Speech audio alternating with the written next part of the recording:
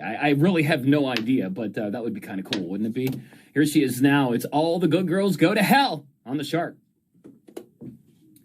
Hey, what's going on? It's Hobart. Welcome to another video. Welcome to my channel. This time I'm doing it from the front of the camera instead of being behind the camera. And the reason why I am doing a video is because I wanted to explain a little bit more the difference between a regular earbud and an IEM, and why you should own a pair of IEMs and not own earbuds.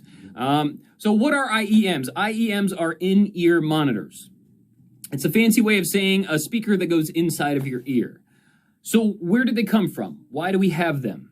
Well, one of the major reasons is because of musicians. If you've been to a concert, in the last 20 years or so, you might have seen the real big triangle, they call them wedge speakers, that used to sit on stage in front of every artist. And that's because you can't hear yourself play when you're on stage. Now, I know all of you want to go backstage. Oh, I want to go backstage. I want to be on stage while the artist is playing. But take it from a guy who's been in radio for 20 years, it does not sound good when you're backstage. All the sound is meant to go forward out to the crowd. And so you can't hear yourself when you're playing your guitar or even when you're playing drums. So you had these big speakers on stage that would play what you're playing and what the rest of the band is playing to you so you could hear them.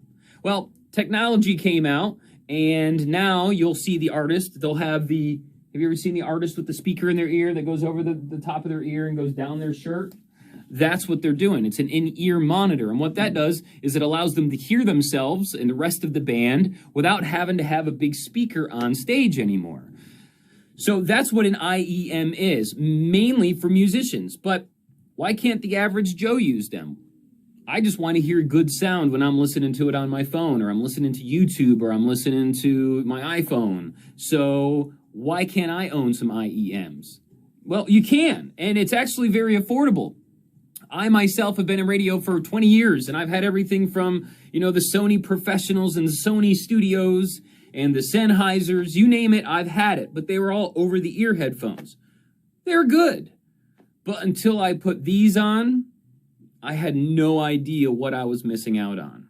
So, what is the difference between an earbud and an IEM? Well, the regular earbud, like, the Apple Pod or the